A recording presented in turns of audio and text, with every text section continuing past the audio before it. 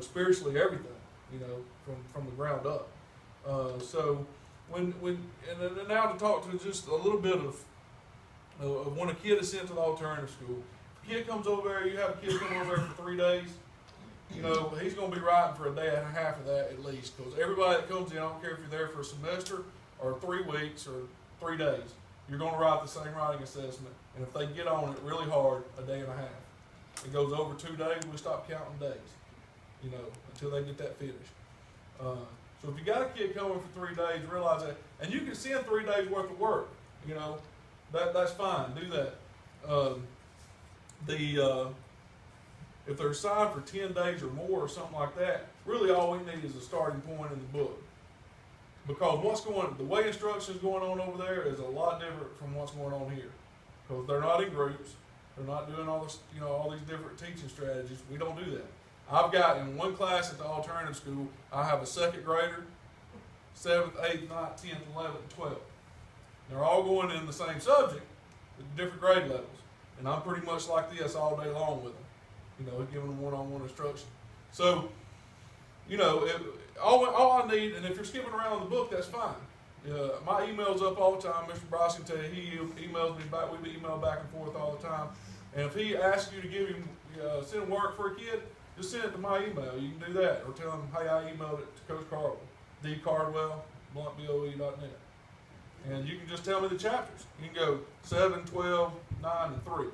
That's give me the sequence or something. Because I won't get that kid started in the book because we're doing individual. That's all he's going to do. He's sitting in a cubicle. He or she is sitting in a cubicle. And that's all they're going to do all day is that. So, anyway, that'll tell you a little bit about that. They're going to be writing if they're there for a long time.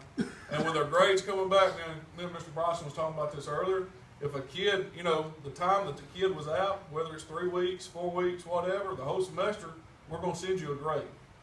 Don't expect to send us a test. I mean, people try to send us tests, get us to let them take it, and we fax it back. It's just easier to say, hey, okay, this kid had a 76 for the time he was with us. It's a whole semester, we'll put a 76 in there if it's, however you want to do it. But Mr. Bryson was talking about just, give him a 76 on all that work that he missed during that time. But let's face it, I mean, grades aren't, the main objective of these kids are trying to correct most of the time. It's their behavior, and you got to correct their behavior before you can correct, or before they can start being successful. And that's the thing that's the part that I'm trying to focus on more now over there than anything.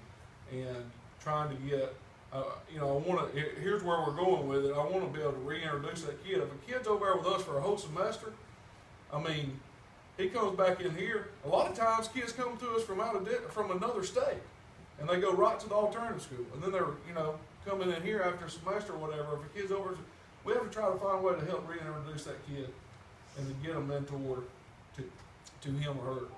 So I'd like every school in the county, I would like to have, even the elementary school, because we've had 2 second graders and a first grader this year already.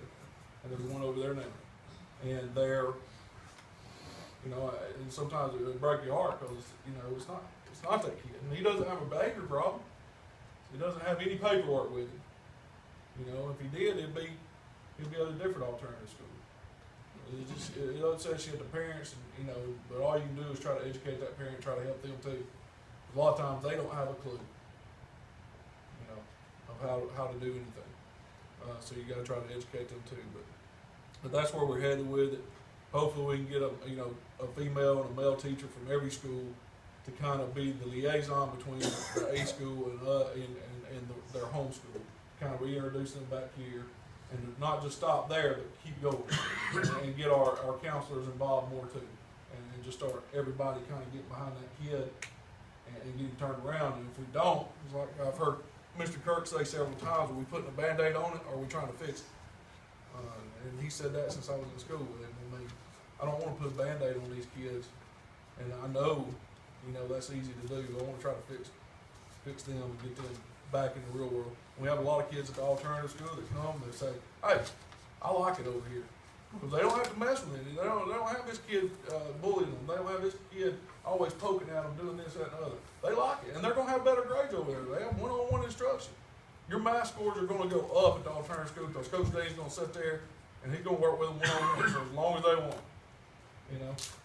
So you're gonna have better grades than that, and I have a lot of kids say that. Well, that's great, that's fine. I love you. Stay here. But it's not functioning in the real world. They gotta be able to come to your classroom and do it. So anyway, that's my little spiel. And thank y'all, everybody, for having me. Thank y'all for letting me sit in your classes. Thank Coach Kirk again. I feel welcome. I haven't got to talk to all of you, but hopefully I will before I leave. I'll be here till next Thursday. But everybody's made me feel welcome. Several guys I've known through coaching and stuff like that. But thanks for making me feel welcome.